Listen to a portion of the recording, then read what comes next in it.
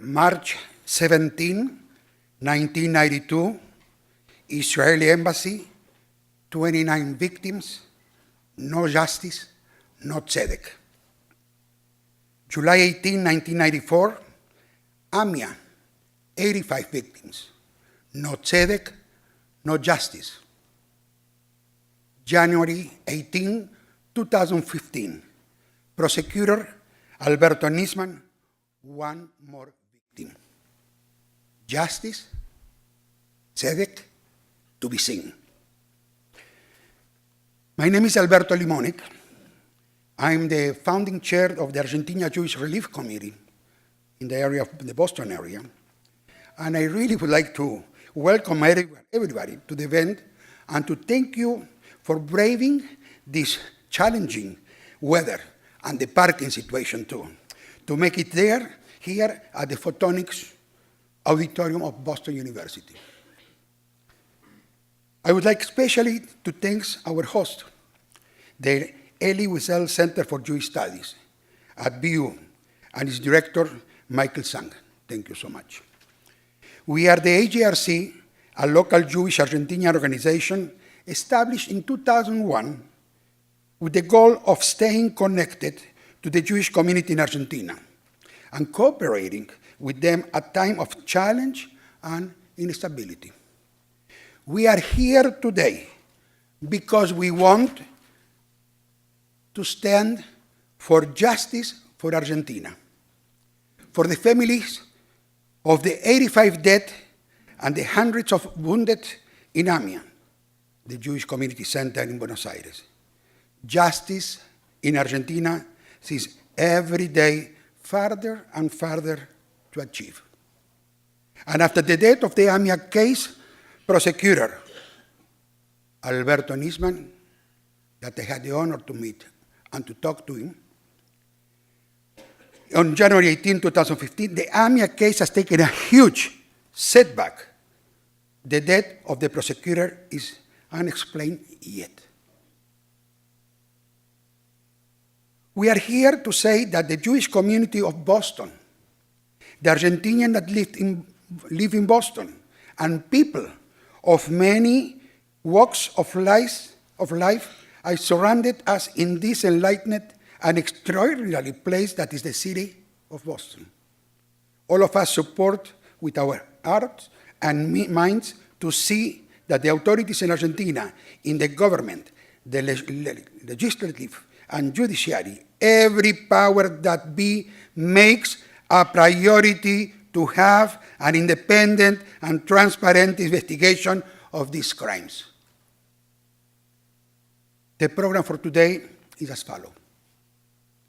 Following the Jewish tradition, we will recite the Kaddish and mourners' prayer for the victims. For the victims of the Israeli embassy, AMIA, and for the prosecutor, Alberto Nisman. Then will be followed by a message by Rabbi Claudia Krayman, who is the assistant rabbi of Temple Beth Zion in Brooklyn, and whose mother perished in the AMIA attack.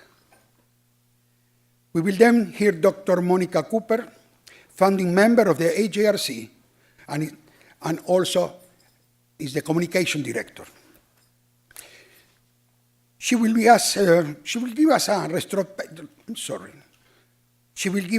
retrospective of the event in Argentina for about 15 minutes, followed by a talk by Professor Luis Moreno Campo, who will speak for also about 15 minutes, to analyze the investigative and judicial aspect of the stalemate in these crimes.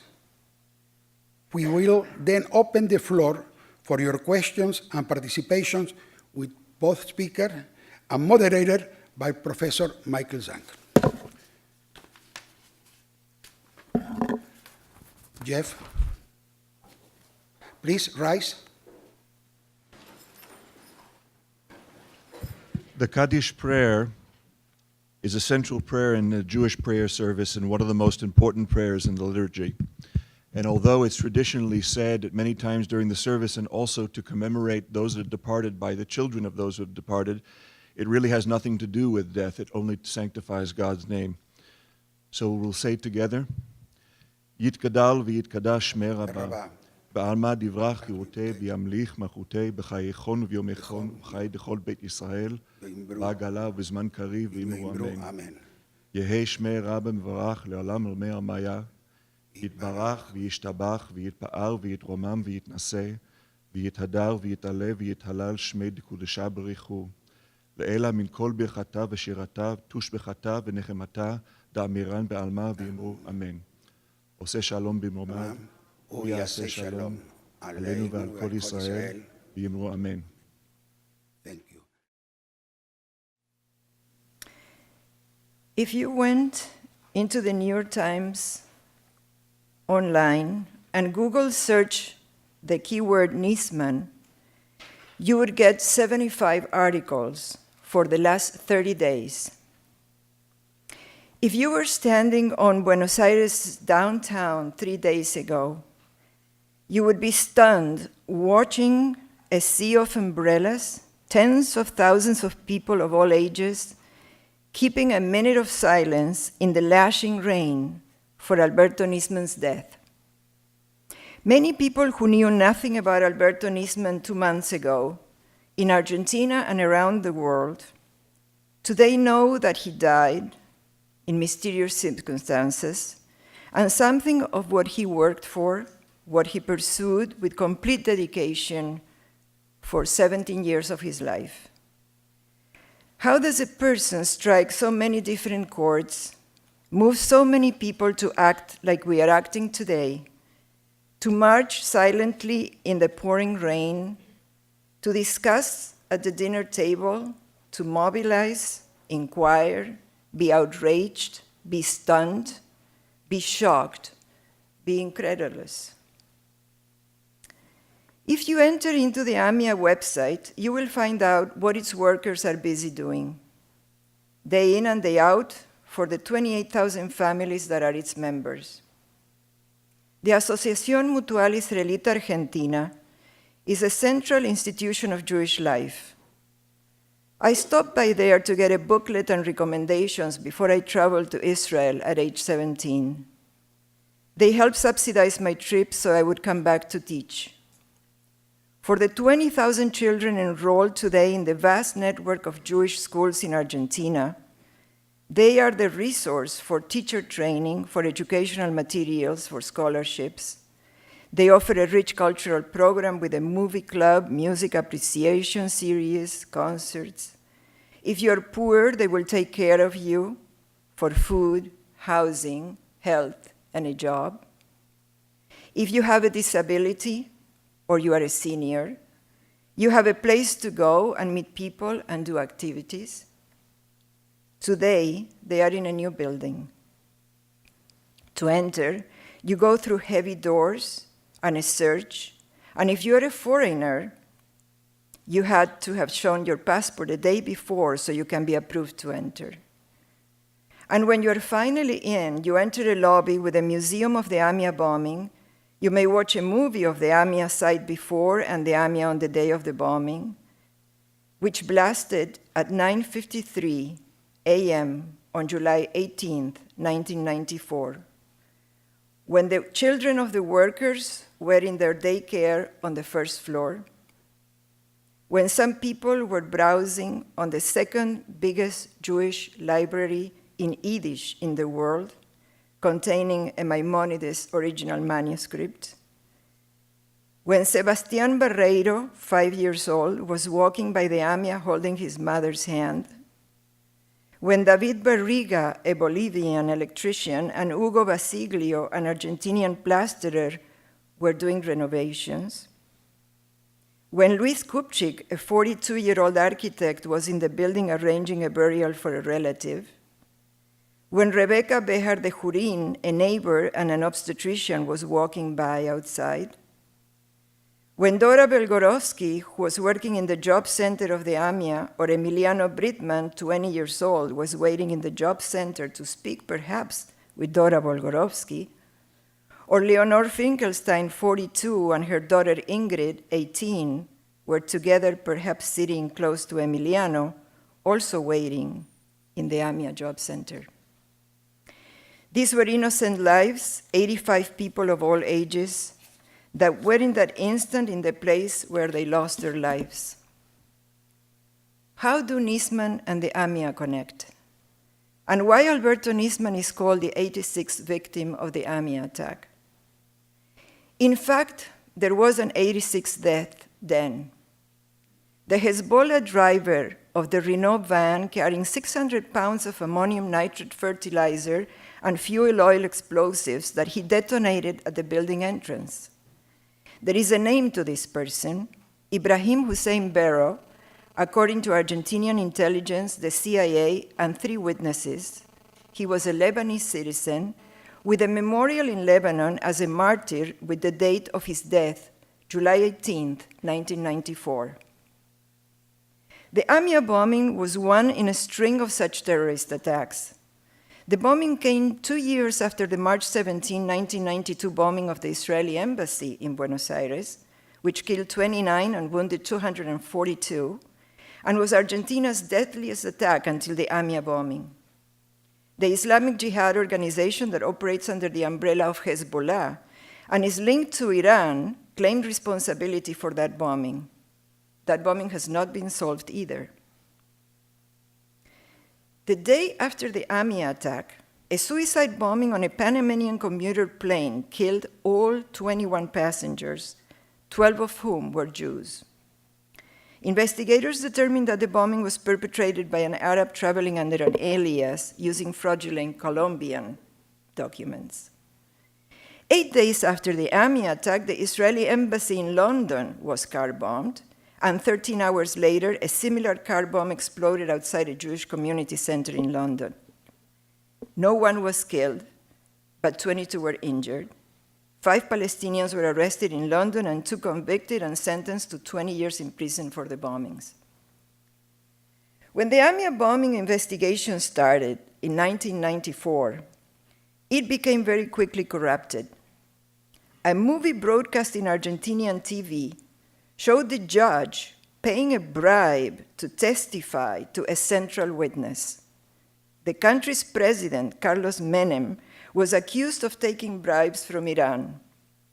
All this led ultimately to the removal in 2003 and the impeachment in 2005 of the judge in the case, Juan José Galeano, on a charge of serious irregularities due to the mishandling of the investigation.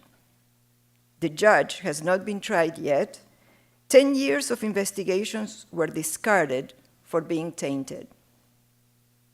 In 2004, the new president, Nestor Kirchner, calls the investigation a national disgrace and appoints Alberto Nisman as chief of a special prosecutor's office to secure the transparent investigation of the AMIA bombing.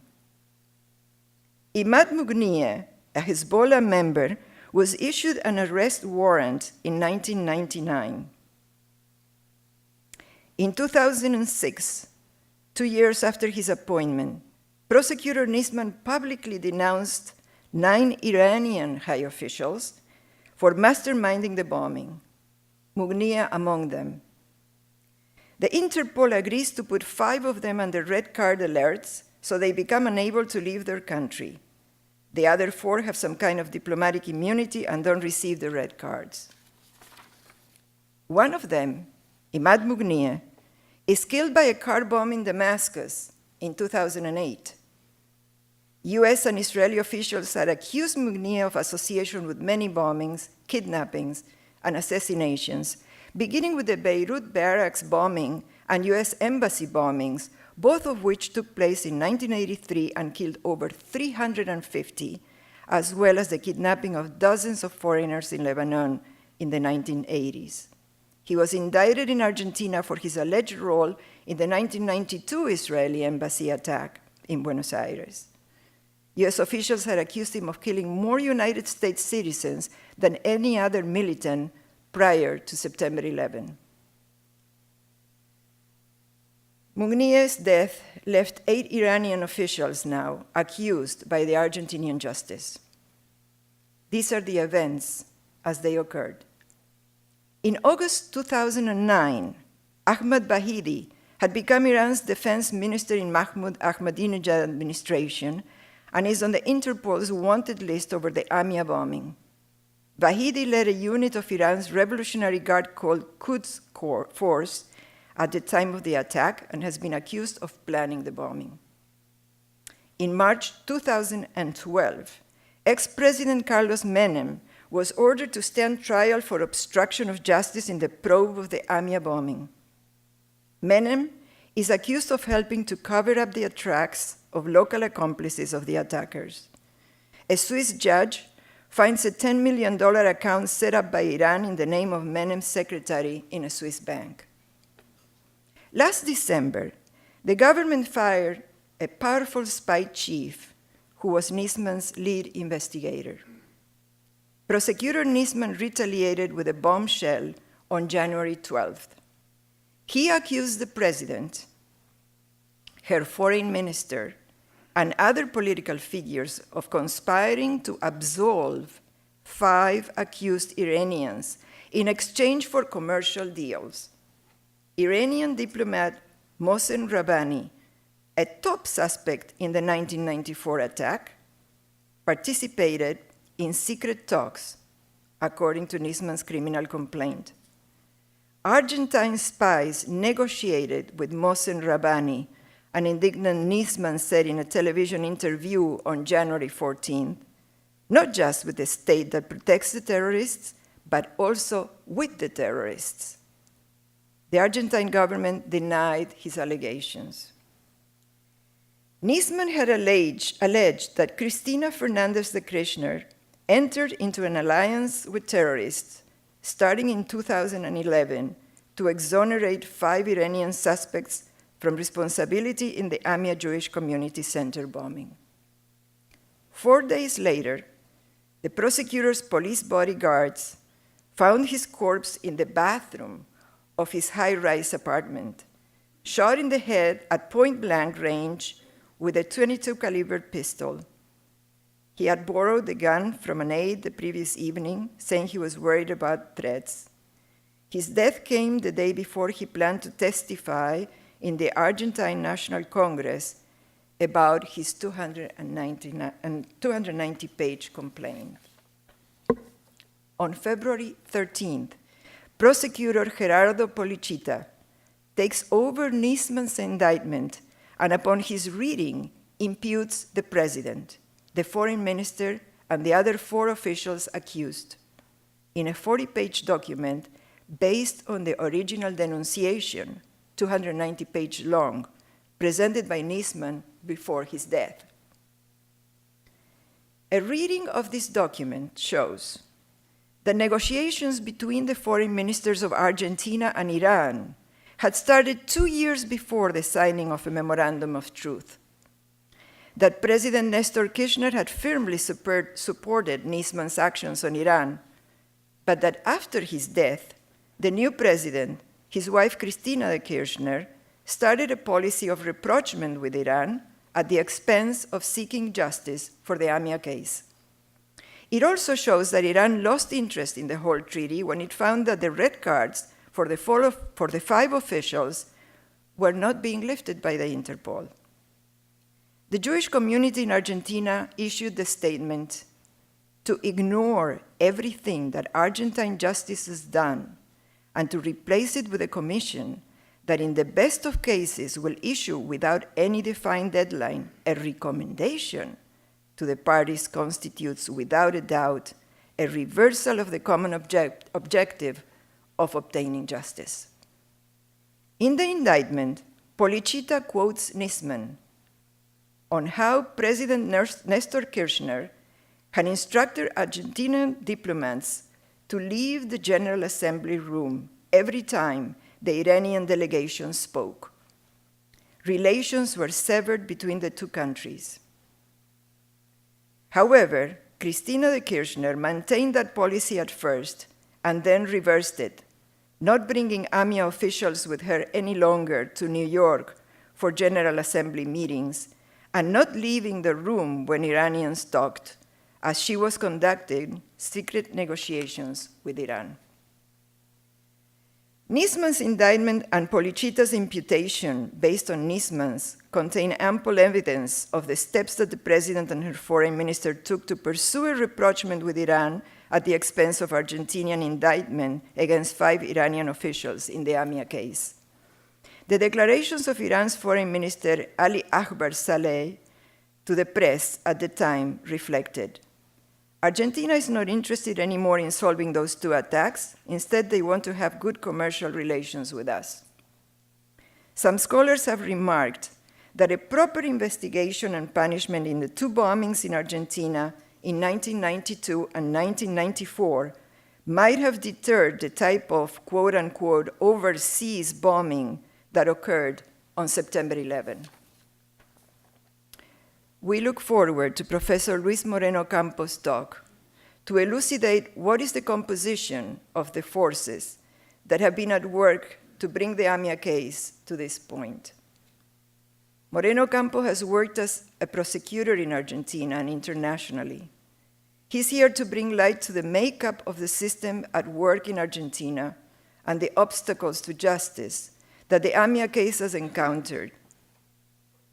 Is there a realistic hope that it will ever be investigated and the culprits tried and punished? Will there be a clear investigation to reveal how Prosecutor Nisman died? There is a striking fact in that Alberto Nisman died on January 18th and the AMIA bombing occurred on July 18th. 18 being a number of great significance in Jewish tradition that translates to life. We can hope that the life in this number, after so many unjust deaths, might be a beginning of change towards justice and order in Argentinian public life. Next, we will hear a message from Rabbi Claudia Kreiman, whose mother, Julia Susana Volinsky de Kreiman, Susie, died on July 18, 1994, at the age of 48, when the bomb exploded and she was working in the AMIA building, in the job center, helping people find work. Rabbi Claudia could not be here today for family reasons. She has kindly recorded a message for us.